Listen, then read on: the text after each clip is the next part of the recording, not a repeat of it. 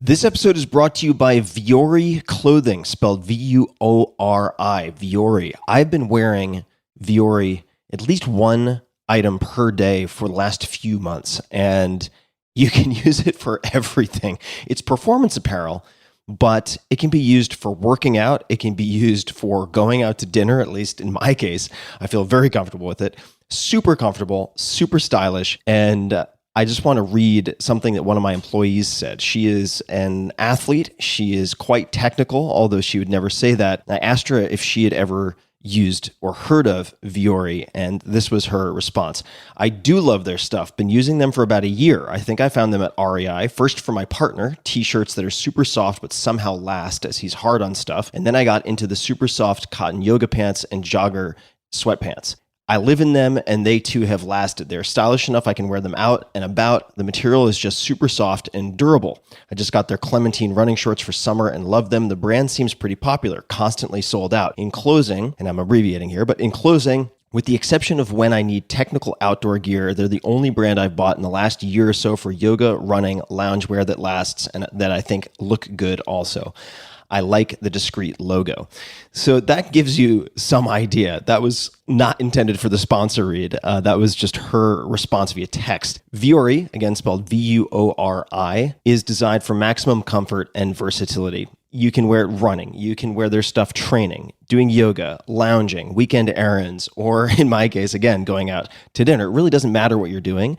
Their clothing is so comfortable and looks so good, and it's non-offensive that you don't have a huge brand logo in your face. You'll just want to be in them all the time. And my girlfriend and I have been wearing them for the last few months. They're men's core short, K-O-R-E.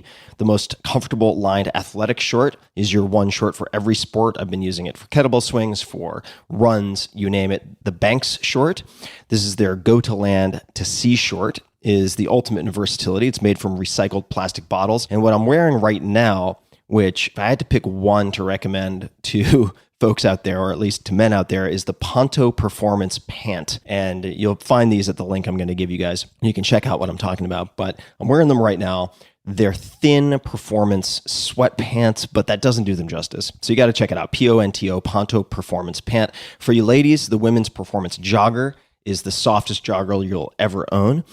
Vuori isn't just an investment in your clothing, it's an investment in your happiness. And for you, my dear listeners, they're offering 20% off your first purchase. So get yourself some of the most comfortable and versatile clothing on the planet. It's super popular. A lot of my friends I've now noticed are wearing this, and so am I. VuoriClothing.com/Tim. That's VUORI clothing.com/Tim. Not only will you receive 20% off your first purchase, but you'll also enjoy free shipping on any U.S. orders over $75 and free returns. So check it out. VuoriClothing.com/Tim. That's VUORI clothing.com/Tim, and discover the versatility of Vuori Clothing. This episode is brought to you by Athletic Greens. I get asked all the time what I would take if I could only take one supplement. I've been asked this for years. The answer is invariably AG1 by Athletic Greens. I view it as all-in-one nutritional insurance. So you can cover your bases. If you're traveling, if you're just busy, if you're not sure if your meals are where they should be, it covers your bases. I've recommended it since the 4-Hour Body, which was, eons ago, 2010, and I did not get paid to do so. With approximately 75 vitamins, minerals, and whole food sourced ingredients, you'll be hard-pressed to find a more nutrient-dense formula on the market. It has a multivitamin, multi-mineral greens complex, probiotics and prebiotics for gut health, an immunity formula, digestive enzymes, and adaptogens. You get the idea. It is very, very comprehensive. And I do my best, of course, to focus on nutrient-dense, proper meals, but sometimes you're busy, sometimes you're traveling, sometimes you just want to make sure that you're getting what you need. AG1 makes it easy to get a lot of nutrition when whole foods aren't readily available. It's also NSF certified for sport, making it safe for competitive athletes, as what's on the label is in the powder. It's the ultimate all-in-one nutritional supplement bundle in one easy scoop. Right now, Athletic Greens is giving my audience a special offer on top of their all-in-one formula, which is a free vitamin D supplement and 5 free travel packs with your first subscription purchase. Many of us are deficient in vitamin D. I've found that true for myself, which is usually produced in our bodies from sun exposure. So, adding a vitamin D supplement to your daily routine is a great option for additional immune support. Support your immunity, gut health, and energy by visiting athleticgreens.com/Tim. You'll receive up to a year's supply of vitamin D and 5 free travel packs with your subscription. Again, that's athleticgreens.com/Tim. Optimal minimal. At this altitude, I can run flat out for a half mile before my hands start shaking. Can I ask you a personal question? Now would seem an appropriate time. What if I did the opposite? I'm a cybernetic organism, living tissue over metal endoskeleton.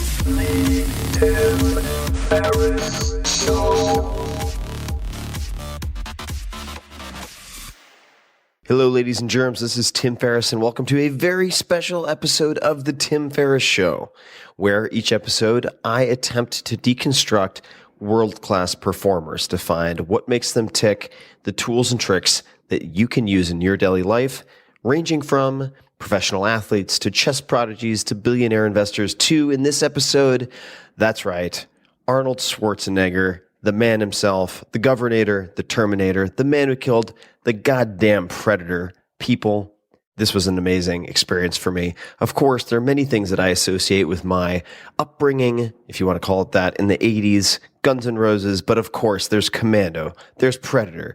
The list goes on and on.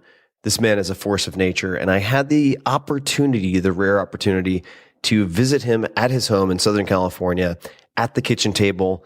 We dug into everything, and I really wanted to dig into areas that had not been explored widely in any other interviews that I could find. And that ranges from the art of psychological warfare. He is a master. How did he apply that? What phrases did he use? Questions did he use to get inside the heads of his opponents? We cover that. What was his most lucrative movie? I'll give you a hint. Twins. How the hell did that happen? Well, there's a lot that goes into the backstory of that. How did he make millions of dollars fresh off the boat before his acting career took off? A lot of people don't realize he was a millionaire before his acting career took off. How did that happen? We dig into it. How did Arnold use meditation for 1 year and just 1 year to completely reset his brain and prime the stage for massive success? And of course, mailing cowballs to politicians, but that's just the tip of the iceberg. This was an amazing episode. I want to let you get right into it. The show notes, links, all that good stuff will be found at 4-Hour Workweek, all spelled out, 4hourworkweek.com. Click on podcast, or you can just go to 4hourworkweek.com/Arnold. And without further ado, please enjoy a wild romp through the life of Arnold Schwarzenegger.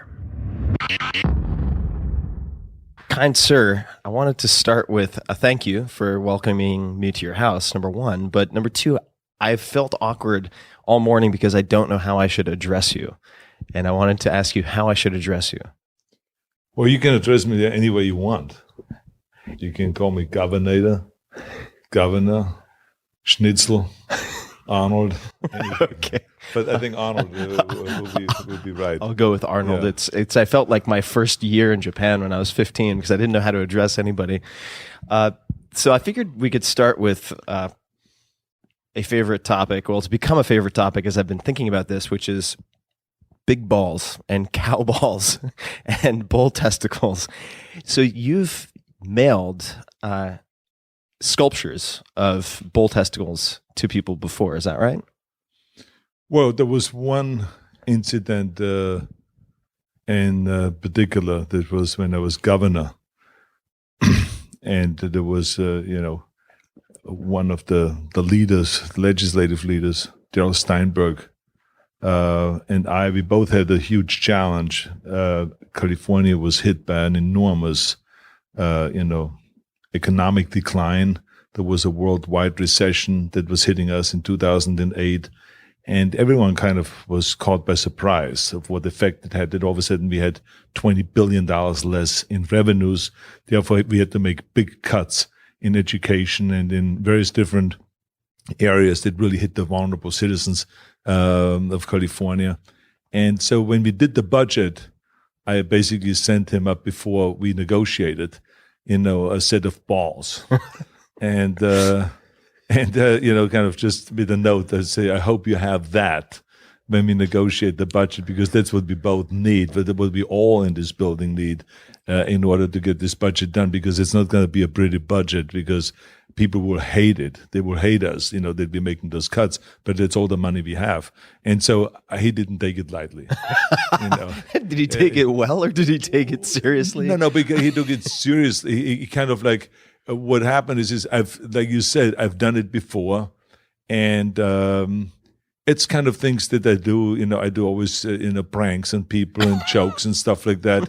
But it's always kind of meant with a sense of humor. Right. So it's always and I always have this tendency that when things get really intense and when people start, freaking out, I try to make a joke or something to lighten things up and just say, look, 10 years from now, we're going to look at this day and laugh about it. Right now, it's very serious. And then now we have to, really concentrate on this, and we have to do something that we don't feel comfortable, whatever the situation is. In this case, at the Capitol, this was the situation. It was a terrible situation that we were in economically. And I thought they would loosen it up before the legislative leaders come down, to my office, and we start negotiating, and it just didn't go very well. I mean, he felt insulted and he felt hurt and he felt, how could I do this and all this stuff? So I said to him, look, I'm sorry, I did not mean it that way. I don't take it so seriously. It was meant to be a joke and stuff like that. So it's just things happen, Now, you're no stranger to adversity, of course. I mean, you grew up in a very small village in Austria. You had, I think, the splash toilet, or what was the nickname for it? Basically a chamber pot. A sponge toilet, yes, exactly. And basically, it's like an outhouse, but it is in a house. And, you sit there and, and you hear maybe a second later after, you go number 2, you hear then they plutch, so that's why they call it splash toilet. And so that was a common thing. In old buildings. Our building was like 200 and some years old, and there was no flushing toilet, and there was also no running water in our house where I grew up. And so we had to get basically the water from around 100 to 200 yards away from a well that we had to pump, and winter and summer didn't make any difference. And we had to carry the buckets of water to our house, to our kitchen, and then it was used very sparingly. We drank from that water. We washed ourselves with that water. There was no shower, so we washed ourselves with washcloth and with soap. And there was a whole kind of everyone had their position. My mother went first and washed herself, and then it was my father's turn, and then it was my brother's turn. And by the time I washed myself, the lavur, or that base where the water was in, was pretty black. So it was not pretty anymore. I maybe got more dirty from the water than I actually cleaned myself. Good idea to drink first. Make sure you sate your thirst but first. The interesting thing about it was other places had exactly the same situation. We were not the only ones, so we didn't feel like kind of, wow, we are really growing up poor. As a matter of fact, I never felt when I was a kid that we were poor. I always felt like we were like everyone else, because we were surrounded by farmers that had very little money, and they had little farms, or workers, the working class, where workers made actually less money than my dad. And my dad didn't make much money at all because he was a police officer, and there was much more the benefits, the pension that you get in the healthcare and all this stuff, but not much salary, just enough that my mother could buy to buy the groceries and to buy some things, and once a year to buy clothes at Christmas time for us, or to knit some clothes for us and stuff like that. So, but I mean, there was like the neighbors were living the same way, and everyone, when I went to school, all the other kids were kind of in the same boat. And which brings up a question for me that I've always wanted to ask you related to confidence, because I was looking at, of course, I think your name is almost synonymous with confidence for a lot of people.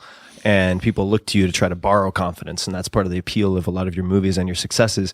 But I was looking at a very old photograph of, I think, your first major bodybuilding competition in Stuttgart. I think it was the Junior Mr. Europe.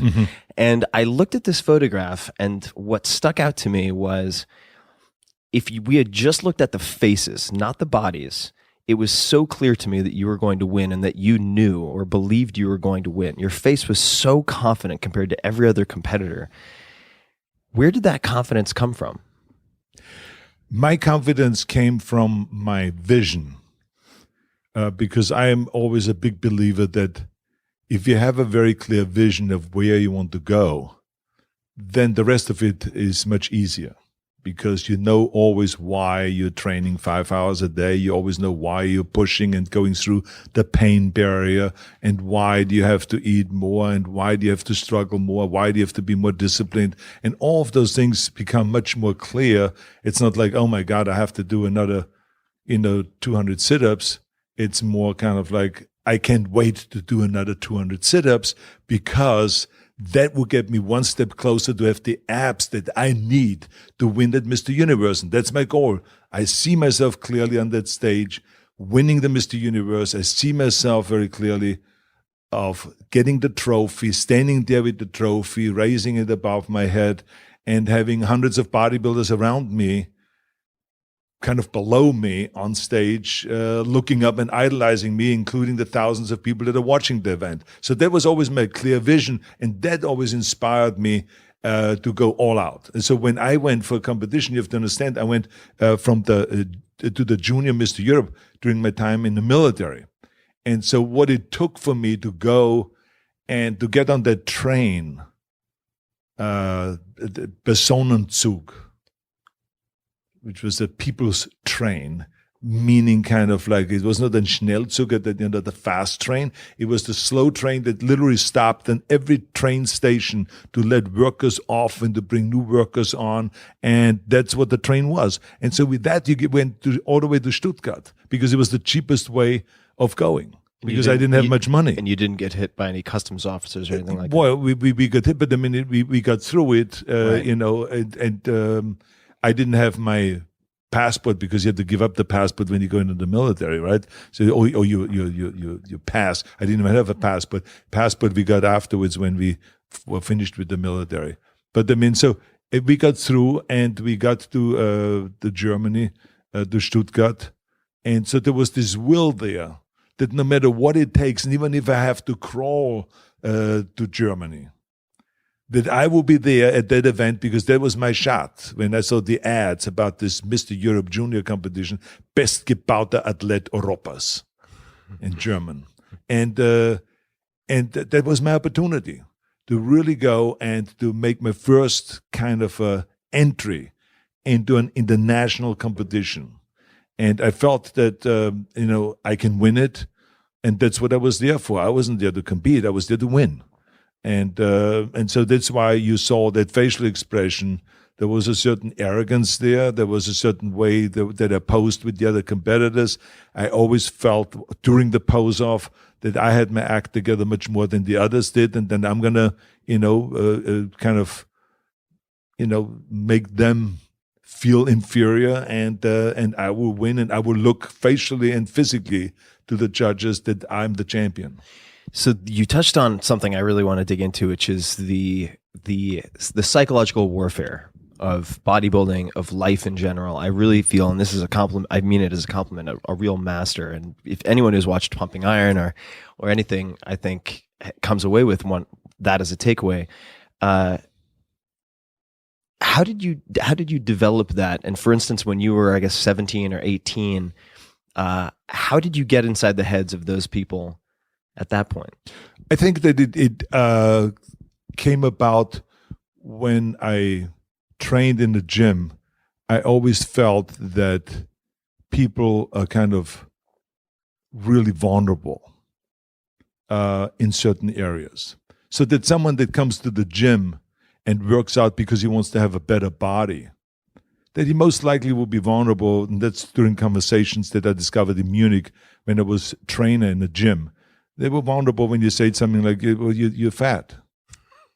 Well, there was not like even a doubt in anyone's mind. If 10 people would have looked at that guy or 100 people, they all would have said that that guy is fat. But he was outraged. He said, "What? Do you really think I'm that fat that you're mentioning it?" I said, "Well, you're in the gym." I go to the doctor's office and say, "I have a cough." I don't go and beat around the bush. I say, I have to tell him what the problem is, and then he can give me the medication. I say, there's the same thing in the gym. I say, you come here because you're fucking fat. And so so now let's solve the problem. And so there's no beating around the bush there either. And so, so I could see that they were kind of like shriveling up and kind of shocked. So I could see the vulnerability. And then I tried different lines on people, and we'll talk about the hairline, or we'll talk about the hair color turning gray, or so, and then it would just freak out, about little things like that. So it was natural that with all the experience that I got now being a trainer and working with people and all this, that I learned about people's psychology and about their weaknesses and their strength and all this. How do you build people up? Because my whole thing was, let's first discover and talk about the weakness. And then let's go and rebuild everything. And so that was the idea, to give this guy a six-pack, to make him feel great, to declare victory by next summer, that he can go to the beach and that he can go and feel proud of himself and feel great and all this, and then continue training. So that was the idea. So by the time I came to America and I started, competing over here, it was very clear that when I said to someone, let me ask you something. Do you have any knee injuries or something like that? And then they would look at me and say, "No, why? No, I've no knee injury at all. No, my knees feel great." And I said, "Why are you asking?" I said, "Well, because your thighs look a little slimmer to me. I mean, I thought maybe you can squat, or maybe there's some problem with leg extension or something." This is really. And then I saw them all for 2 hours in the gym, always going in front of the mirror and checking out their thighs, if the thighs still exist or something like that. So, but I mean, this is, people are vulnerable about those things. So naturally, when you now have a competition, you use all this. Yeah. And so you ask people, were they sick for a while, why did they look a little leaner, or that, did you take any salty foods lately? And they say, why? I said, because it looks like you have water retention. I said, you don't look as ripped as you were like a week ago. And so that throws people off in an unbelievable way. And they get defensive. And they walk away kind of like, oh, this didn't bother them at all. But then you can see, you watch them as they walk around the pump-up room, and when you warm up for the competition, and you could see them kind of thinking to themselves, kind of, and then going to the mirror and checking it out secretly and all that stuff. So, it works. So I just slowly developed it, because I always felt that sports are not just a physical thing. As a matter of fact, I felt that the mentality and the mental strength in sports, and the psychology in sports, is much more important than the physical thing, because in reality, I mean, I see when I watch a Mr. Olympia competition or Mr. Universe competition or any of those things, they all look pretty much the same, the top 5 guys. But what makes one emerge is the way he acts. If he acts like a winner, if you see him smiling, having a great time on stage and those. So I felt, one should use the psychology. One should use everything in as far as food supplements is concerned. Use your best posing trunks. Try to use the sun out there and work out in the sun so you get tanned all around. Use the best posing routine. Just really give me a 10 of everything. Then you have a shot of winning. And psychology was definitely part of that. And you developed this arsenal of intimidation through the bodybuilding. Did you use that, for instance, in movies, waiting in line to audition against other people who were going into audition, or anything like that? Did it apply to show business? I never auditioned. Okay, never. It was because I would never go out for the regular parts, because I was not a regular looking guy. So my idea always was, okay, everyone is going to look the same, and everyone is trying to be the blonde guy in California, going to Hollywood interviews and then looking somewhat athletic and cute and all this. Okay, how can I carve myself out the niche that is unique, that only I have? And so I always felt like really strong about, I have to get into the movie business like Reg Park did, or like Steve Reeves, or Paul Winter, or Larry Gordon, and all those, all those guys that were in the muscle movies in the 50s and 60s. That's the way I'm going to get in there. Of course, the naysayers were right there, and they said, well, this time has passed. This was 20 years ago. You look too big, you're too monstrous, too muscular. You would never get in the movies. So that's what producers said in the beginning in Hollywood. And that's also what agents said, and managers. They said, I doubt that you're going to be successful in that, because today's idols, this is not the 70s, Arnold. Today's idols are, Dustin Hoffman, Al Pacino, Woody Allen. Look at this. These are all little guys. Those are the sex symbols. Those are the hot stars. Look at you. You weigh 250 pounds or something like that. That time is over. And but I felt still very strongly and had a very clear vision that the time will come where someone will appreciate that. And then sure enough, when people saw me on talk shows, they got inspired, directors like Bob Rafelson, and then, bought the script of Stay Hungry, the book of Stay Hungry, and had it written into a script, and then did the movie with me because he believed in me, that I had the personality and I had a certain strength and a certain kind of a look that would be great on the screen, that the camera loves me, and all that. And so it worked. I did Stay Hungry. I did then Pumping Iron, the documentary, and I did the Streets of San Francisco, and worked then with Anne Margaret and with Kirk Douglas and The Villain. And then all of a sudden I got the contract for Conan the Barbarian. And bang, there we were, $20 million movie, which today would be a equivalent of a $200 million movie. And Dino De Laurentiis producing, Universal Studio, an international studio, financing the movie. And so it was, and John Milius, a first-class director, directing it. So my whole plan worked, and I was so right. Even John Milius, after he has done the movie, he said, if we wouldn't have had Schwarzenegger, we would have had to build one, because of the body. And when I did Terminator, Jim Cameron said, if we wouldn't have had Schwarzenegger and we couldn't have done the movie, because he sounded like a machine, was it so believable that he actually played a machine. And that's where people bought in. When he says, I'll be back, it's totally different than when I say, I'll be back, kind of thing. So here was the greatest compliment, that the very things that the agents and the managers and the studio executive said would be a total obstacle became an asset. And my career started taking off. So the not auditioning is really interesting to me. And I knew you were very successful in real estate, but correct me if I'm wrong, you had basically become a millionaire in real estate before your first movie. Is that right? Not before the first movie, before my career took off. Got it. So I did not rely on my movie career to make a living, because that was my intention, because I saw over the years the people that worked out in the gym and that I met in the acting classes, they all were very vulnerable because they didn't have any money, and they had to take anything that was offered to them because that was their living. I didn't want to get into that situation. I felt like if I am smart with real estate and take my little money that I make in bodybuilding and with seminars and selling my courses through the mail order and all this, I could save up enough money to put down money for an apartment building. And I realized that in the 70s, the inflation rate was very high.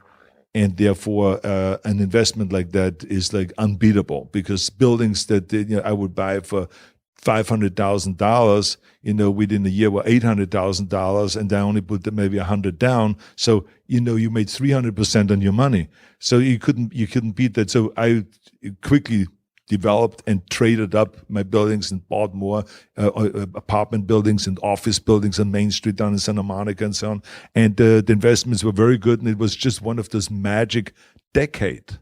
The day you couldn't do it in that same field. There's another field in real estate where you can do that, but in this particular field, I don't think you will see those kind of jumps ever again. And I benefited from that, and I became a millionaire from my real estate investments. And that was before my career took off in show business, in acting, which was after Conan the Barbarian in 1982. That movie came out. We shot it in 81, and in 82 it came out. So from that point on, my career took off because people saw, that the movie was successful at the box office. Then, I signed a contract to do Conan #2, and then that led to a contract, with for Terminator 1 and then Commando, and then the action genre. Right. Also, there was another fortunate thing. Each of those decades offered something very fortunate that was a little bit beyond my control, but I benefited from that. So that there was the action genre that all of a sudden took off in the 80s with Stallone and Van Damme and all those guys coming in. Really was terrific, and our salaries went. Mine, I got like $1 million for Terminator 2, and then all of a sudden, by the end of the decade, I made $20 million. That's incredible. And so I wanted to talk about the mail order for a second, because that was done with Franco Colombo? Or? No, with Franco Colombo, who, for those that don't know, was a European champion in powerlifting, and also a boxing champion, and then became a bodybuilding champion. And then I brought him over here with Joe Weider's help to train with me here in America. But at that point, there was no money in bodybuilding. That's a key thing that everyone has to understand.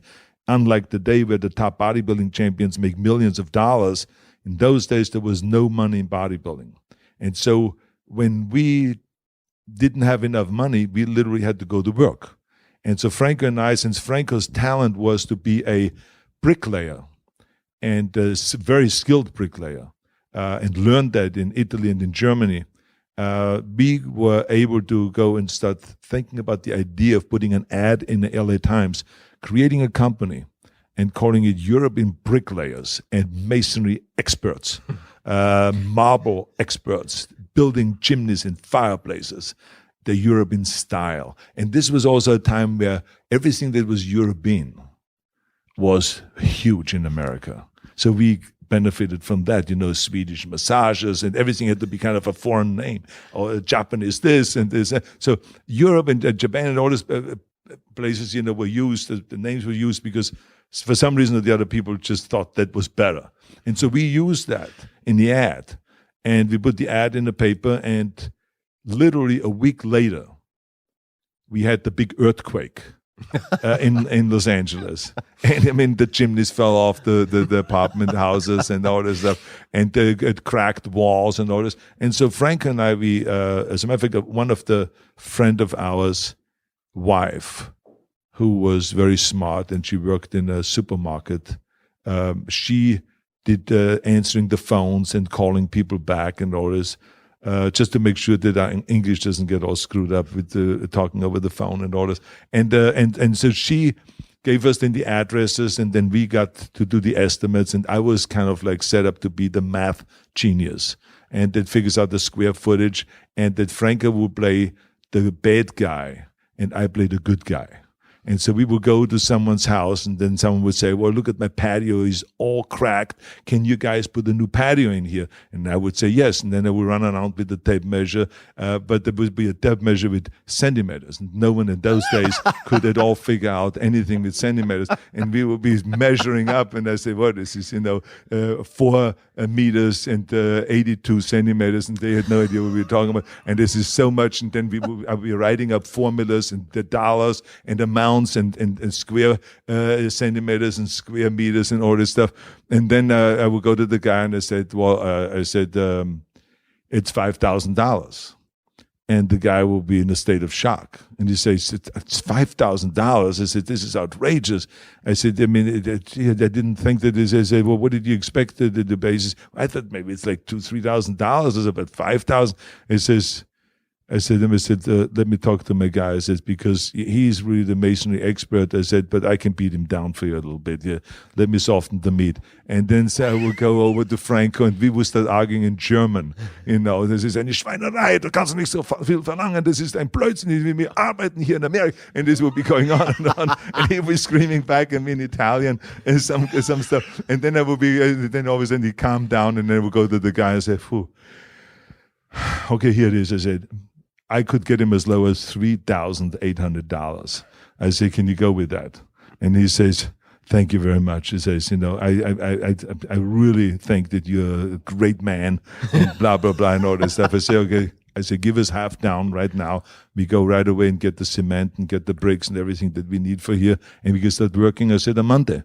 And the guy was ecstatic. He gave us the money. We immediately ran to the bank, cashed the check to make sure that the money is in the bank account. And then we went out and got the cement and the wheelbarrow and all the stuff that we needed. And went to work. And so we worked like that for 2 years. I mean, very successful. As a matter of fact, on the end, we had various different jobs where we employed like 16 different bodybuilders, all the laziest bastards that you can ever hire, but never because they all were interested in working outdoor and getting a tan at the same time for their bodybuilding competitions. They were not interested in working. But anyways, we all had a good time. We all made money. And, this is actually then, I did this until I started my mail order business. And then that became the new source of extra income so we could afford everything and then save also some money and so on. And so I shouldn't say of course, but I've followed you since I was a little kid. Also Franco, though. I remember watching the replay of the World's Strongest Man competition with the refrigerator walk when his leg gave out. But I was always impressed by how strong he was for his weight. I mean, I think he deadlifted more than 750 pounds at less than 190 or something like that. Well, he did with 730. He did like 5 reps. That's just amazing. So I mean, it was like. And how? What are the reasons the two of you have remained friends for so long? I think we both come from Europe. I think we both were struggling in the beginning. I met Franco the day of the Mr. Europe Junior competition. That same day, he won the powerlifting championships in the lightweight category. And so he was up there on the stage getting his trophy. I was up there on the stage getting my trophy. And then the category of bodybuilding championship of the world past 18 years of age, which they call the senior division, but it was not really senior what they consider now here senior, being over 45 or whatever it is. But I mean, then it was just someone that was older than 18. He was up there, the winner, on stage. So there was all three of us on stage. And then, Franco worked out in Munich. And I said to him, I want to come to Munich. I want to work out in Munich after the military is finished. And Franco said, well, I'm there. If you ever come, he says, let's work out together. And I told him that I admire powerlifting, that I do powerlifting and weightlifting and bodybuilding. And I want to work out with him and get stronger. And so when I basically moved to Munich, Franco was one of the first guys that I went to see and ask him if he wants to be my training partner. Now, Franco didn't train as much as I did at that time. So I used several training partners, but Franco was one of them. And we just developed a great friendship because he was a foreigner in Germany. He was what they call a Gastarbeiter. And so I was considered a Gastarbeiter. I mean, a kind of a guest from the outside, from Austria coming to Germany. And, we developed a really close relationship. So we trained for 2 years together. He helped me with the powerlifting. I helped him with the bodybuilding. And then by 1968, I moved to California. And I convinced Joe Weider then to give Franco a airline ticket and bring him over here, that he would not regret it, that he is really what I am in bodybuilding, except in the short man category, the champion. He's like the ultimate. I said, there's no one better. And he's a great strong man. I say he bends steel bars and blows up hot water bottles and breaks wood and steel and everything. I said, he's a crazy guy. I said, his tremendous power. I said that if he has this sunshine here and the training equipment and the food supplements, I said that he will blow everyone out of the water. I mean, it would be unbeatable. And that's exactly what happened. Franco came here in 1969 and we trained together, and he won every championship after that. He won Mr. Universe and Mr. World, and then eventually even Mr. Olympia after I retired. And we always worked that together. We always were very good friends and very supportive and everything. And even today, and I'm very proud of him because he spoke no English. Unlike me, who spoke a little English, he spoke absolutely none. And he went then and passed the entrance examination to the chiropractor college, and went with me to take some classes at the community college, and got his English better and his command over the language. Then passed the entrance examination at the chiropractor college, and then became a chiropractor and passed his board the first time. Not like some of the guys that I worked out with in the gym that tried it 2 or 3 times and then finally passed it the third time. So I was really proud of him at that. And then he became an expert in actual manipulation and working with the body. He had a special talent for that. And that's why he has so many patients today.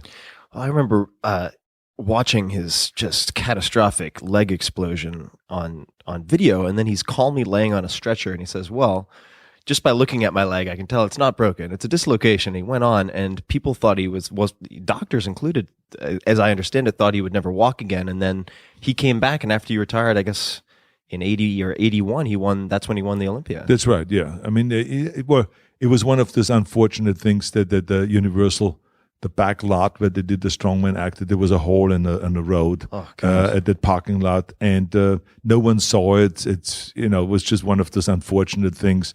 And Franco had to pay for it, for that mistake that the organizers made. And but he came back. I think Franco knew that I had a few years before a heavy knee injury in '72 when I hurt my knee down in South Africa, doing squats and posing. And I came back from that knee injury, and my thighs were bigger and better and more cut in 1973 at the Olympia, and I won the Mr. Olympia. So he knew that you can come back, that if you have a great surgeon and if you have great therapy after the surgery, that you can come back and be better than ever. And so that's exactly what Franco did. And, he went through his surgery, he went through the therapy and came back, and then he was squatting again with his 600 pounds, like at great ease. So incredible. I want to talk about language for a second. When is the last time you spoke German privately in a conversation? I sometimes speak with a friend of mine, Ralph Möller, who is German. And so we sometimes speak German. And sometimes I would say it's a mishmash between German and English, because some words are more accurate in German and some words are more accurate in English, or it's easier to use in English. It's you find more specific words in English. So we sometimes do, like I said, a mixture of both. Yeah. So, and then Franco also speaks German. And so sometimes we will be talking in English, and then all of a sudden he will get into a German thing, and then all of a sudden we talk German. And the same is also with my nephew, who is now a prominent entertainment attorney here. I brought him over when he was 18 from Austria and from Portugal.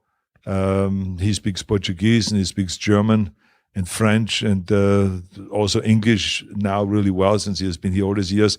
And he also sometimes slips into the German, and then we talk in German and sometimes in English. So every so often I get to speak German also. Well, I enjoyed listening to, on audio, Total Recall, your book, and you threw in Gemütlichkeit, and then kept on moving, and I was like, oh, I like that, because I lived in Berlin for a short period of time, right? And I really enjoyed it. And also in the Escape Plan, I used the German, and we did this whole scene in German. They're going crazy in German. So that was fun to do and all that stuff. But the Austrians have a different dialect. It's kind of, the Austrians are like Southerners, right? Where people say, "Huh, what did he say?"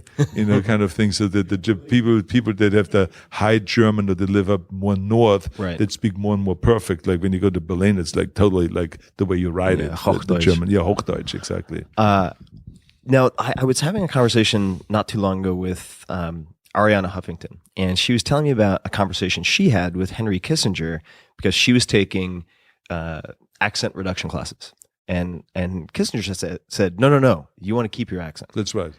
So I wanted to ask you, you've taken accent reduction classes before, but was there a point at which, you realized, wow, this is actually a strength. I don't want to get rid of this. Well, the objective was not to get rid of the accent. When you take accent removal classes and dialect classes and English classes, that whole combination, it's all designed that you speak so everyone understands you. Sometimes people have a tendency, foreigners have a tendency of pronouncing a word so wrong or with such wrong emphasis that people don't know what they're talking about. And then when you correct them and they say it the right way, then you totally understand it and you're perfectly fine. So the trick is really to learn how to enunciate and how to really speak the language well and how not to rush and throw words together that makes it then almost impossible to understand. So Henry Kissinger is right. Everyone will always remember Henry Kissinger because of his accent and because of his brilliance. And I think everyone will always remember Arianna Huffington for her accent and for being this woman that set out the goal of creating this magazine and being highly successful and being always politically oriented and policy, becoming a policy wonk and all those kind of things. But there are many of those, but what separates her is the accent. Yeah. The way she talks, and she's Greek. And so she has, of course, a different accent than I have, which made it really funny during the debates when we had the gubernatorial debates in Sacramento. She was there, whining with her Greek accent, and I was there talking with my German accent and all this. It was hilarious. It just showed, how far, kind of the world has come, or California has come, that all of a sudden you have two of the top candidates, all foreigners, with foreign accents and all that for running for governor. So I've been very fascinated to look at your film career and hear the story of twins. So I was hoping maybe you could tell us the story of twins, how twins came together, and how you guys structured that deal, because I didn't know anything about that. Well, twins came together because I felt very strongly that I had a side of me that is a very humorous side, and that if someone would be patient enough and willing to work with me as a director, that they will be able to bring that humor out of me. And that's, something that is very difficult, because you can be humorous in your private life, but cannot pull it off in a movie. There's many actors that have tried that and were not successful. So I felt, that I should really talk to Ivan Reitman, because I really loved Ghostbusters. And I said to myself, God, it was so well directed and all this. And I just happened to run into him when I was in Aspen. And we were hanging out. There was Robin Williams and some other people. And we were all up there at Snowmass, and we were skiing. And then at night and before dinner, we all had a great time sitting by the fireplace and joking around. And Ivan Reitman would say to me, Arnold, I listen to you and I see a side of you that has never really been on screen. And I said to him, I would love to do a comedy, and I would love to bring that side out, if it is the innocence of me or the naivety of me or the humor of me, whatever it is. I said, I would like to see that on the screen. I think it could be good. And then he said, okay. So I said to him, I want you to work with me and to direct me in a movie. Let's figure out what it should be. And he said, okay, I would love to do that. I'm going to go home after Christmas, after this vacation, and I'm going to look into and develop a bunch of ideas. And then you and I get together and then pick the one that we like the best. He developed immediately, within a short period of time, a bunch of ideas. I think there was 5 ideas. And the one that we both liked the most was called The Experiment, which then became Twins. Experiment we didn't like because of my German-Austrian background, so we thought that it would be better to call it Twins. And we developed that project, got it written. I came up with the idea then of Danny DeVito, that it shouldn't be just someone that is acting totally opposite of the way I am, but it should also look physically totally opposite of the way I am. And Ivan loved that idea, and then we went after Danny DeVito. And I remember we sat in a restaurant and we made a deal on a napkin and wrote down, this is what we do. We're going to make the movie for free. We don't want to get any salaries, and we get a big back end. and Ivan should take this deal with the agent to the studio.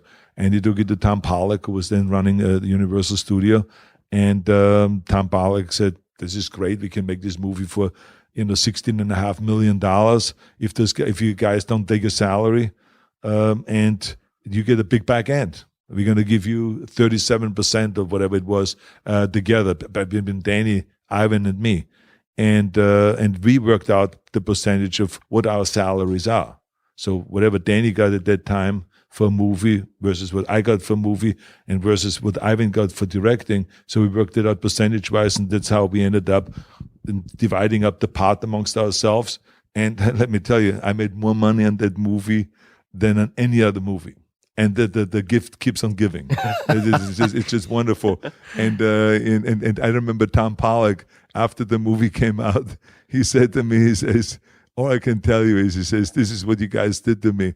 And he bent over. He turned around, bent over, and he put his pockets out, and he says, "You fucked me and cleaned me up really good." He said, so it was very funny. He says, "I will never make that deal again."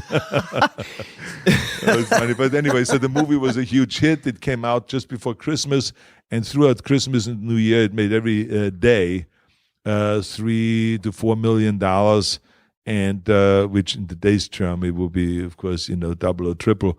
But it was just huge, and it just went up to $129 million domestically, and I think worldwide it was like $260 million or something like that. So it was really very, very successful. And it, like I said, it ended up costing, I think, around $18 million, the movie. Amazing. To make. So amazing. Now, I was when I hear a story like that, I think of the deal that George Lucas did for Star Wars, where the studio's like, toys, whatever, sure, yeah, you can have the toys. And then they probably felt very much the same way. They're like, wow, we're not going to make that mistake again. That's right. Now, you have a new film. You have several, but Maggie. And I'd love for you to tell people about it. But I was also curious, maybe you could comment on this, but in this day and age, why you don't, say, finance an entire film yourself or crowdsource all the financing yourself, so you're the only, not necessarily the only producer, but you're the sole owner of that film. Yeah, I for some reason or the other, always felt that I should keep the two apart, and I should not invest and put money into films. This is a whole other business to be in, to finance movies. And I think that my strength is to be a performer. I think there's people out there that are very good in financing movies and raising money for movies, or people that run studios and all this. And I let them do their job, what they're doing. I do my job, what I'm doing. And this is why I just never did that.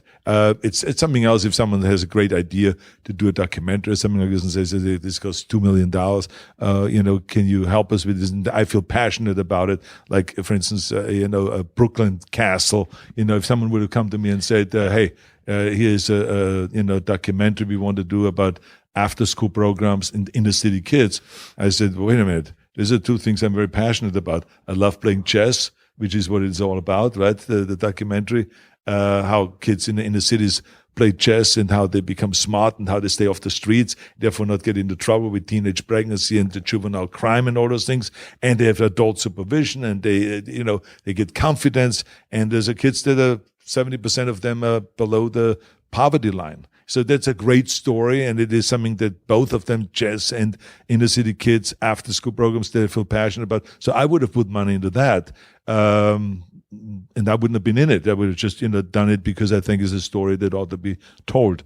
And so things like that is something else. But in my own movies, I don't know. I never felt comfortable with that idea. Keep them separate. Yeah.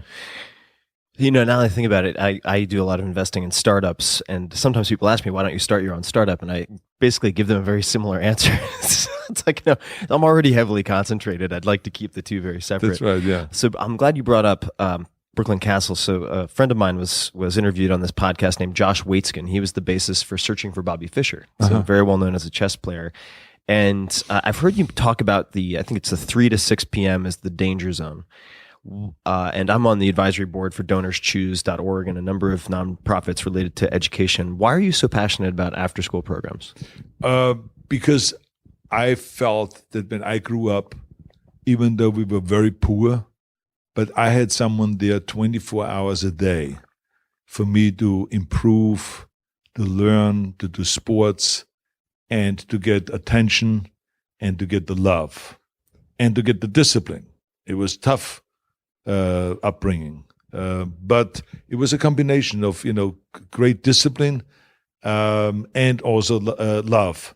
And but I felt like that having someone there with you 24 hours a day, from the time in the morning you get up to the time you go to school, and there were the teachers there, and there were the coaches there, and there was the school principal and all of them, and then you go home and there's your mother there helping you with your homework, and then in the evening your dad comes home and takes you to the soccer field and does sports with you, and in the winter ice curling and all those things. So I just felt, when I watch and go from school to school, which I did when I was the chairman of the President's Council on Physical Fitness and Sports. I traveled through all 50 states and visited one school after the next. And I always at 3 o'clock, I felt like these kids are going out there. And then I saw half of them standing around in front of the school and then wandering around. The other half were getting picked up. And I said to myself, what happens with those kids out there? And the teachers or the principal will always say, well, the problem today is that so many parents are working. Both of the parents are working, and they don't have really the ability to pick up their kids from school. And what happens is a lot of these kids then get into trouble, And so then I started looking into it, the idea of after-school programs, and I saw that there are after-school programs around, but they're not really well organized. And so I stepped in. I started after-school programs here in Los Angeles. We very quickly then spread them all over California and then all over the United States. And now we're in like 13 or 14 cities all over the United States, including we're in Hawaii. And they have been really beneficial. And we even passed an initiative in California in 2002, which was the After School Education and Safety Act, that provides an additional $500 million for after-school programs in California. And because of that, which started going into effect in 2006, from that point on now, every high school and middle school in California has after-school programs.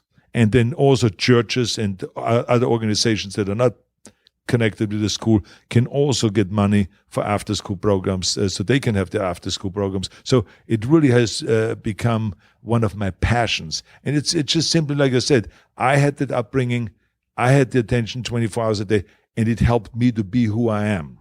And I felt bad for the kids when they don't get an equal shot, because the only way you can be successful is if you really get this kind of attention, and if you don't get kind of in the situation where you float around on the streets, then you get involved with gangs and with drugs and with violence and like I said, teenage pregnancy, and you commit juvenile crimes, and you end up in jail. It doesn't serve anybody, and it costs the community a lot of money. And the way I got Republican support for that in California and had them endorse my initiative was because I showed to them that for every dollar we spent, we save $3 down the line. And so from a fiscal point of view, they endorsed it, even though they don't like the nanny state thing and to have government step in and do the job for parents. The Democrats endorsed it for that. They thought that government is responsible and we ought to do something, because it's the new challenge that 70% of the kids come from homes where both of the parents are working and they do not have time for the kids in the afternoon. So who is helping this kid with homework? Who is helping this kid with tutoring and with sports programs and adult supervision and giving the kid the love that the kid needs and the confidence building that the kid needs? And for that, after-school program is the number one answer to the problem. We have seen it over and over, what great success rate we have had with after-school programs. And hopefully the movement will grow, and eventually every child will have the opportunity to join an after-school program if they don't have a parent at home that can help them with all those things. And everybody listening, I'll obviously provide links to all the organizations that Arnold's involved with, and I encourage you and implore you to consider becoming involved, supporting, or becoming a mentor, a big brother or sister of some type. I grew up on Long Island, and I was a competitive athlete. I was a wrestler for a very long time, and that kept me out of trouble. And I can see how easily both of my parents worked. Many of my friends growing up there ended up overdosing on drugs, becoming involved with drugs because they had idle hands during that period of time. Right. But the other thing you have to understand is when you are a foreigner, an immigrant, and you come over here and you enjoy the unbelievable opportunities that America has to offer, it is natural that you feel like you want to give something back. And I felt like when I was the chairman of the President's Council, and then when I was a trainer for the Special Olympics, and then with the after-school programs, it was my way also of giving back, because people listened to me, because at that point I was a celebrity already, and I had a tremendous power of influence because of my movies and all that. So I might as well use this power of influence for something good, and also give something back to the country. And that's why I always ran for governor and all this stuff. So I think it just feels good to do something for people that need help. That's, what life is all about. Totally agreed. And for those of you out there who have read my stuff, I get asked by readers a lot, what's the key to happiness? And I think if you're not sure of how to make yourself happy, make someone else happy, help someone else, and the payback is enormous. Arnold, when you hear the word successful, who's the first person who comes to mind? I think that people like Warren Buffett, Bill Gates, Larry Ellison, Elon Musk, people like that, right? Because it's the first thing that you do think of when you hear about success, that they're really worldwide known for their success. But then there's other layers, like for instance, you cannot avoid someone like Nelson Mandela, who showed to the world about forgiveness and showed to the world about tolerance and inclusion. And the job that he did in South Africa was not only a great job for South Africa, but it was a great job for the whole world, because it inspired everybody to be remotely like that. No one can really be like that, but because he was really very, very special. And I was very fortunate to meet him twice and to work with him in Special Olympics in South Africa, and to be at his prison cell in Robben Island, and have him show me around and all this. And I had time to talk with him and spend a day with him twice. So he's definitely one of those guys. Or Mikhail Gorbachev. Someone that grows up under communism, and then when he's on the top, realizes that the system doesn't work, and then dismantle it. Think about the chutzpah that takes, right? Yeah. To do that. It's extraordinary. Didn't need to mail him any bull testicles. That's right. Yeah, unbelievable leadership, and vision and all that. Or if in sports, if you think about Muhammad Ali, how can you not think about success and not think about him? Because that guy was so successful, but also not only successful in sports, but also in generosity. He gave everything away. He will go through the airport, and if he sees someone there's no money, we'll give him $100 bill. So he was an extraordinary athlete. So there's a lot of people like that. I think that when he goes through history, also there's someone that I just thought of that I should mention, that is Cincinnatus.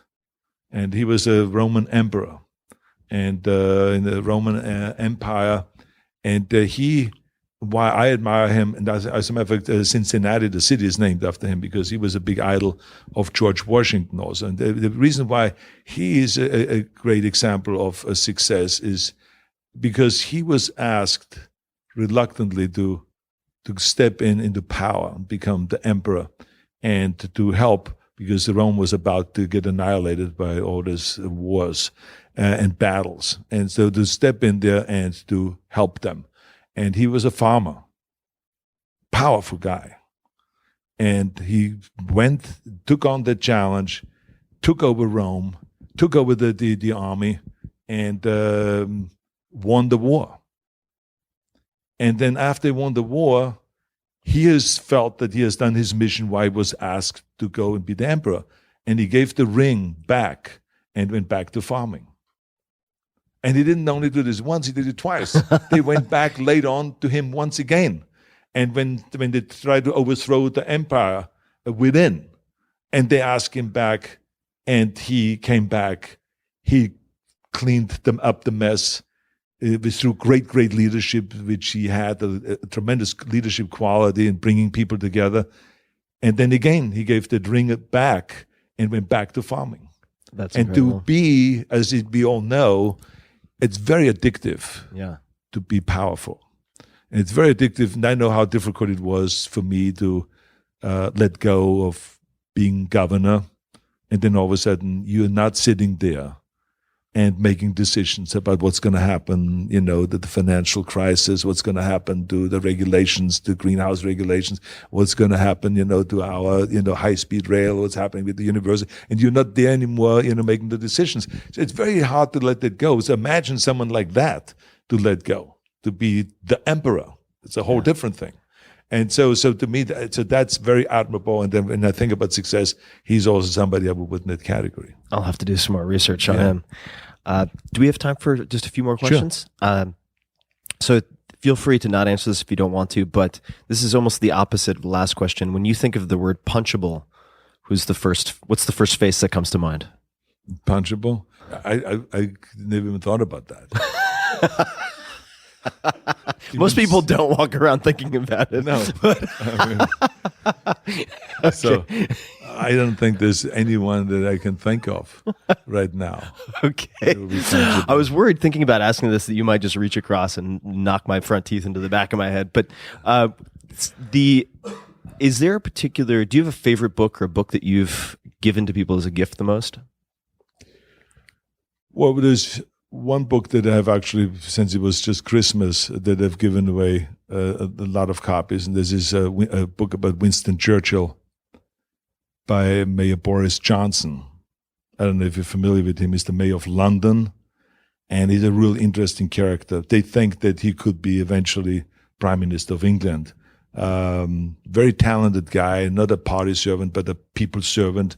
And he came up with the Boris bike, that has now bicycles all over London that anyone can just take and ride around with the bikes. And then now they have this in all over Europe, in France, in Paris, in Vienna, and everywhere. They all took this idea that people would drive less in the city if they have the possibility to just get a bike from a bike stand. And so he's a very interesting guy. So I did not even know that he is, this extraordinary writer at the same time.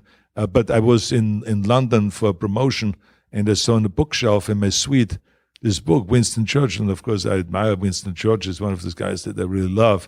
And so I took this book down from the bookshelf, and then I looked and I said, oh, Boris Johnson, the mayor, he wrote it. I said, I got to get that. So I put it back. And then Daniel wrote down,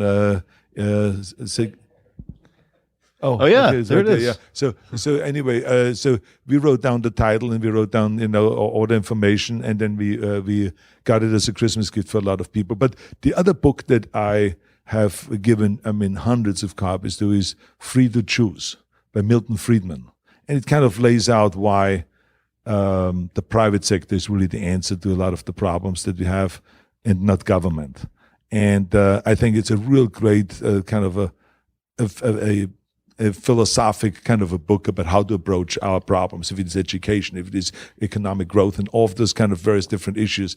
He lays it out. It's a very simple book to read, but it is very good, and it makes an impact on you when you read it. And the other one I think is California by Kevin Starr.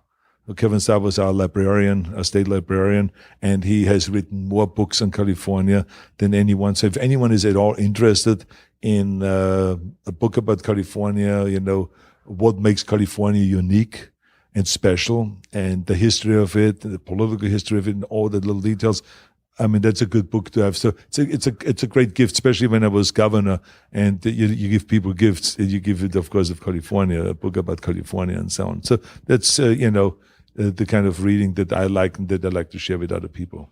Wonderful. Just one more question, then I'd love to hear where we can learn more about all of the projects that you're up to.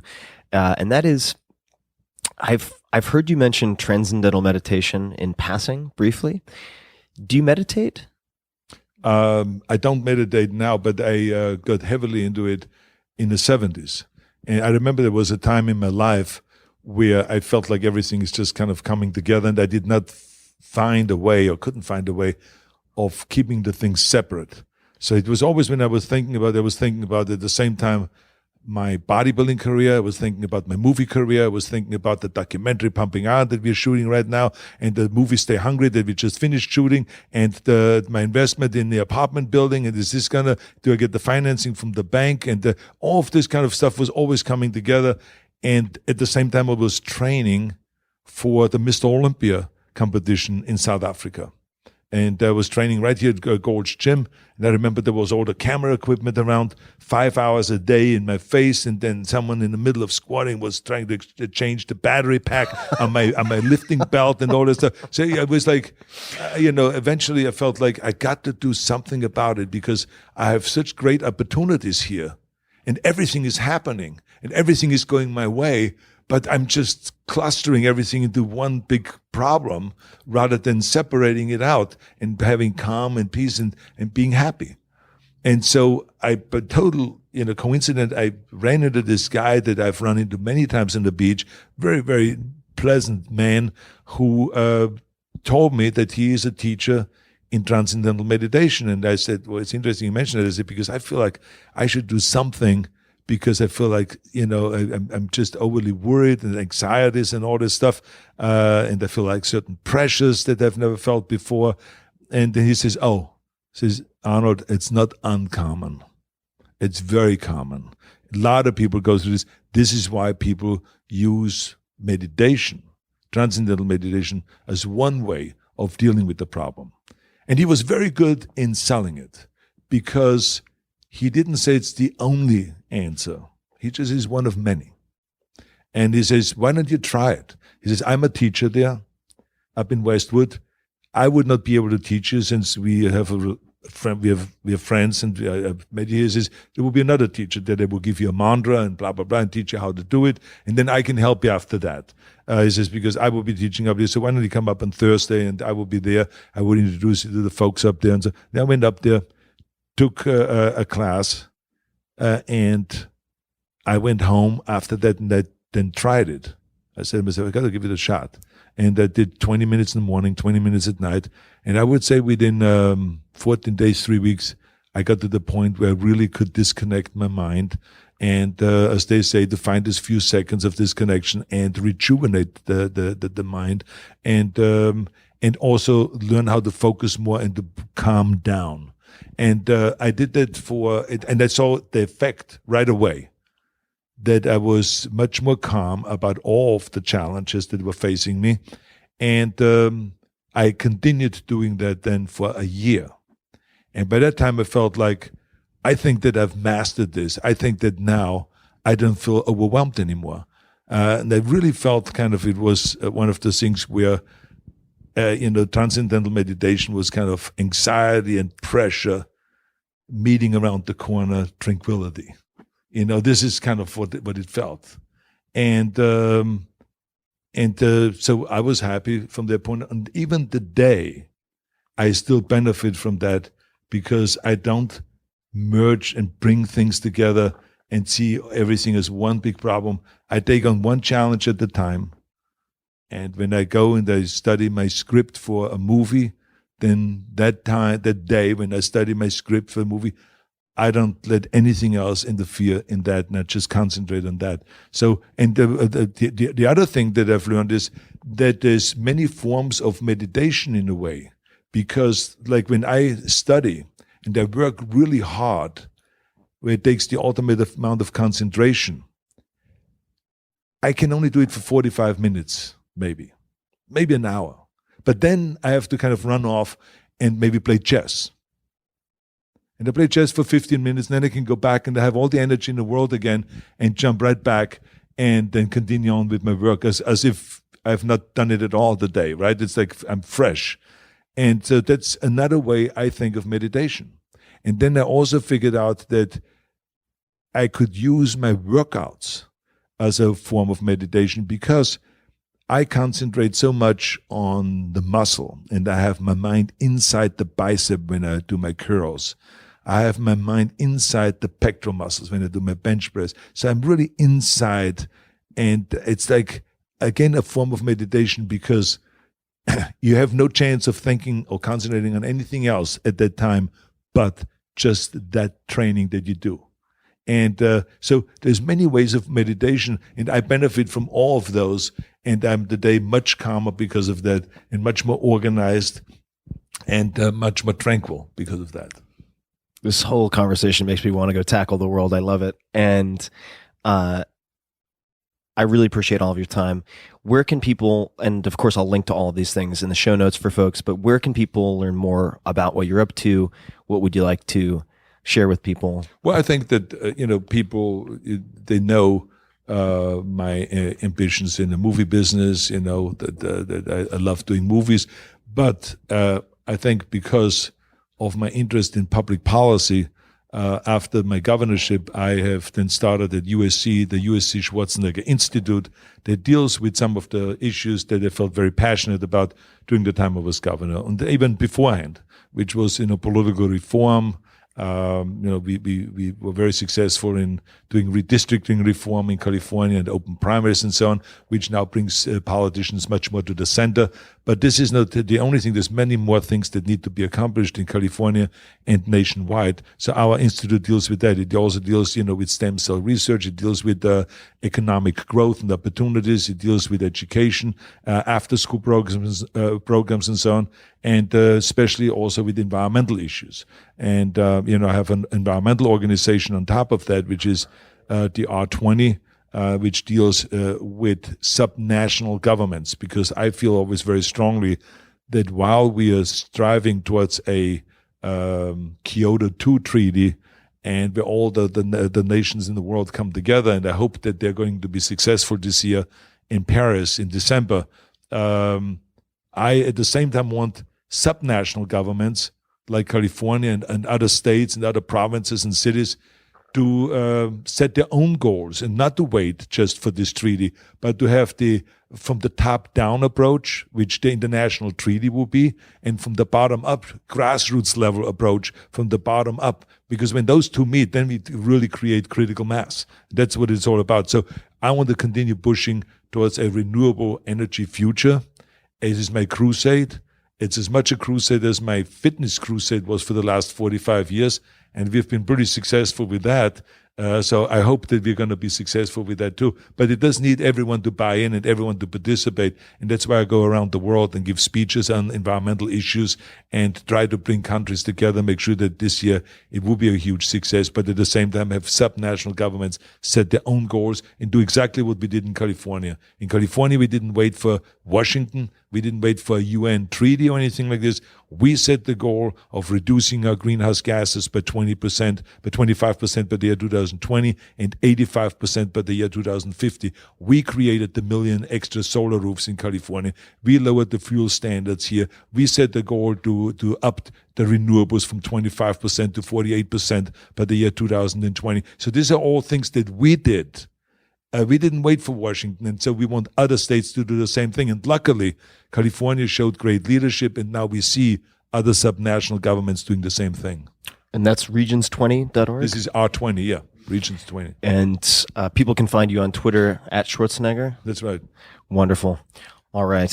Is there anything else that that you'd like to mention before we close out? Or Maze. We're doing another fundraiser with Amaze, and the last time we did for the after-school programs, which we talked about earlier, I do fundraising all the time because they always need money, and for every dollar we can send more kids to after-school programs. So we're always raising money. So the last time we had a tank drive and destroy things. Amazing video. Yeah.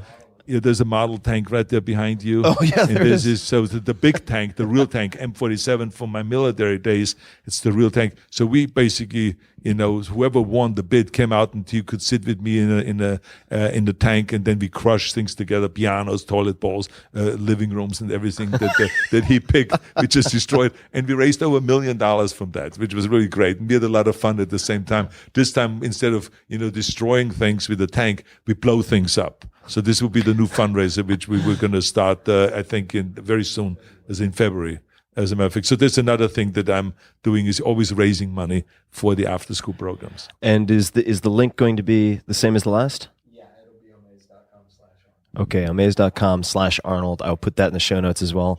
Sir, thank you so much for the time. Thank you very much. This has been wonderful. Thank you. Until next time, thank you for listening, folks.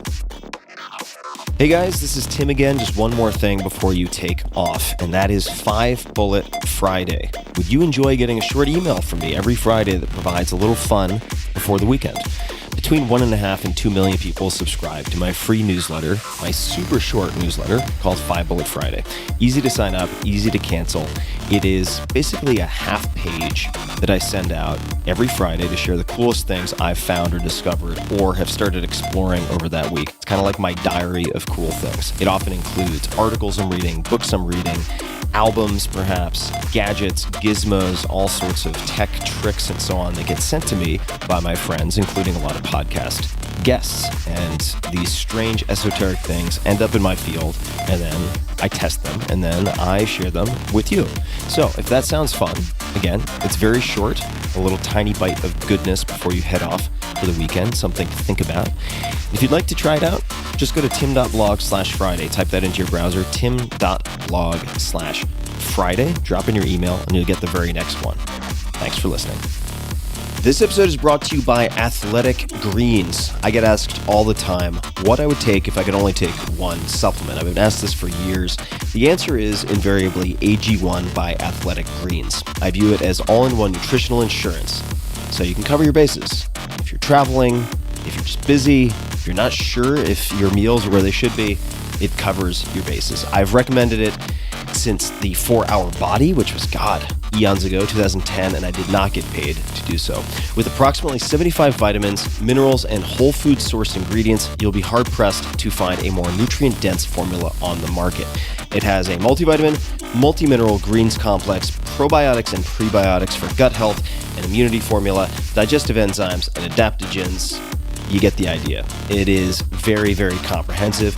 And I do my best, of course, to focus on nutrient-dense, proper meals, but sometimes you're busy, sometimes you're traveling, sometimes you just want to make sure that you're getting what you need. AG1 makes it easy to get a lot of nutrition when whole foods aren't readily available. It's also NSF certified for sport, making it safe for competitive athletes, as what's on the label is in the powder. It's the ultimate all-in-one nutritional supplement bundle in one easy scoop. Right now, Athletic Greens is giving my audience a special offer on top of their all-in-one formula, which is a free vitamin D supplement and 5 free travel packs with your first subscription purchase. Many of us are deficient in vitamin D. I found that true for myself, which is usually produced in our bodies from sun exposure. So, adding a vitamin D supplement to your daily routine is a great option for additional immune support. Support your immunity, gut health, and energy by visiting athleticgreens.com/Tim. You'll receive up to a year's supply of vitamin D and 5 free travel packs with your subscription. Again, that's athleticgreens.com/Tim. This episode is brought to you by Vuori Clothing, spelled V-U-O-R-I, Vuori. I've been wearing Vuori at least one item per day for the last few months, and you can use it for everything. It's performance apparel, but it can be used for working out. It can be used for going out to dinner, at least in my case. I feel very comfortable with it. Super comfortable, super stylish, and I just want to read something that one of my employees said. She is an athlete. She is quite technical, although she would never say that. I asked her if she had ever used or heard of Vuori, and this was her response. I do love their stuff. Been using them for about a year. I think I found them at REI. First for my partner, t-shirts that are super soft but somehow last, as he's hard on stuff. And then I got into the super soft cotton yoga pants and jogger sweatpants. I live in them, and they too have lasted. They're stylish enough I can wear them out and about. The material is just super soft and durable. I just got their Clementine running shorts for summer and love them. The brand seems pretty popular, constantly sold out. In closing, and I'm abbreviating here, but in closing, with the exception of when I need technical outdoor gear, they're the only brand I've bought in the last year or so for yoga, running, loungewear that lasts and that I think look good also. I like the discreet logo. So that gives you some idea. That was not intended for the sponsor read. That was just her response via text. Vuori, again spelled V-U-O-R-I, is designed for maximum comfort and versatility. You can wear it running. You can wear their stuff training, doing yoga, lounging, weekend errands, or in my case, again, going out to dinner. It really doesn't matter what you're doing. Their clothing is so comfortable and looks so good, and it's non-offensive. You don't have a huge brand logo on your face. You'll just want to be in them all the time. And my girlfriend and I have been wearing them for the last few months. They're men's core short, K-O-R-E. The most comfortable lined athletic short is your one short for every sport. I've been using it for kettlebell swings, for runs, you name it. The Banks short, this is their go to land to sea short, is the ultimate in versatility. It's made from recycled plastic bottles. And what I'm wearing right now, which if I had to pick one to recommend to folks out there, or at least to men out there, is the Ponto Performance Pant. And you'll find these at the link I'm going to give you guys. You can check out what I'm talking about, but I'm wearing them right now. They're thin performance sweat pants, but that doesn't do them justice. So you got to check it out. Ponto, Ponto Performance Pant. For you ladies, the women's performance jogger is the softest jogger you'll ever own. Vuori isn't just an investment in your clothing, it's an investment in your happiness. And for you, my dear listeners, they're offering 20% off your first purchase.